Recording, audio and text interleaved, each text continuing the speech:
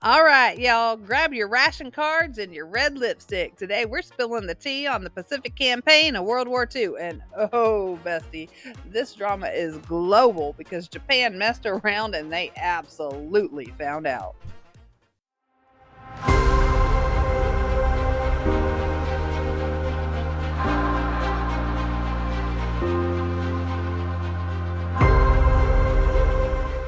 Let's set the stage. In the 1930s, Japan was flexing hard. They wanted an empire, like the European powers had, and they had their eyes on Asia and the Pacific. They'd already invaded Manchuria in 1931 and had all of China by 1937. Meanwhile, the U.S. had serious economic interests in the Pacific, especially the Philippines, which had been under American control since the Spanish American War in 1898. The Philippines became a key U.S. military and economic hub, a launching pad for trade, a strategic naval base, and a symbol of U.S. imperial power. Japan, not a fan. Tensions reached a boiling point when the U.S. placed an embargo on Japan for their aggression in China, cutting off their vital oil and resources, such as scrap metal. Japan responded with a sucker punch. On December 7th, 1941, they launched a surprise attack at Pearl Harbor, Hawaii. Over 2,400 Americans were killed, and much of the Pacific Fleet was damaged or destroyed. The next day, the U.S. declared war. Japan, already allied with Germany and Italy, had pulled the U.S. into World War II. Not long after Pearl Harbor, Japan invaded the Philippines. American and Filipino forces, caught off guard and undersupplied, fought bravely, but were eventually forced to surrender in 1942. Then came the horror, the Bataan Death March. About 75,000 U.S. and Filipino troops were forced to walk over 60 miles in brutal heat with little food and water. Thousands died.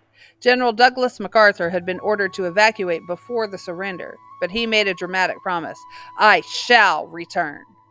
Now, let's shine a spotlight on Midway. It's a tiny atoll in the middle of the Pacific, and in June 1942, it became the site of a battle that flipped the entire script. U.S. codebreakers cracked the Japanese naval code and confirmed that AF meant Midway. With that intel, Admiral Chester Nimitz laid a trap. When Japan launched their attack, the U.S. was waiting. We sank 4 Japanese aircraft carriers, ships they couldn't replace easily. Midway crippled the Japanese offensive and gave the U.S. momentum. This was the turning point of the war in the Pacific. From here on out, Japan was on the defensive. U.S. forces began a brutal campaign of island hopping. They captured strategically important islands and skipped over the heavily fortified ones. Think of it as leapfrogging with blood, sweat, and flamethrowers. Battles were intense. Guadalcanal, Tarawa, Saipan. Each island got us closer to Japan. The goal? Get within range to bomb the Japanese mainland. In the middle of all this, the U.S. had a secret weapon: the Navajo code talkers. These indigenous Marines used their language to send coded messages. It was fast, it was secure, and it was never broken by the Japanese. Every syllable they spoke helped win the war. In 1944, MacArthur made good on his promise and returned to the Philippines with a massive amphibious invasion. The battle to retake the islands was fierce, but eventually succeeded. The symbolism? Huge. It was a major blow to Japan's empire. The final step towards Japan were the bloodiest. In 1945, the U.S. invaded Iwo Jima, where thousands died, securing an island just 750 miles from Tokyo. Then came Okinawa, closer still and even bloodier. Kamikaze pilots rained destruction, and the U.S. faced unimaginable resistance. These battles proved one terrifying thing: if we invaded Japan, it would cost millions of lives. While battles raged, a secret weapon was being built: the Manhattan Project. Deep in the deserts of New Mexico, American scientists, including refugees fleeing fascism in Europe, developed the atomic bomb, a weapon more powerful than anything the world had ever seen. On July 16, 1945, the first bomb was tested in the desert. It worked.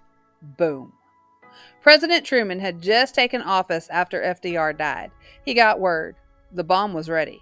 With Japan refusing to surrender and millions of Allied lives at stake in a ground invasion, Truman made the call. On August 6, 1945, the U.S. dropped an atomic bomb on Hiroshima. 3 days later, another on Nagasaki. Over 100,000 people died instantly, but Japan finally surrendered on August 15, 1945. Victory over Japan Day, or VJ Day. The Pacific War was over, but the nuclear age had just begun. War reveals the best and worst of humanity. Strategy, sacrifice, science, and secrecy all collided in the Pacific. And y'all, the tea was nuclear.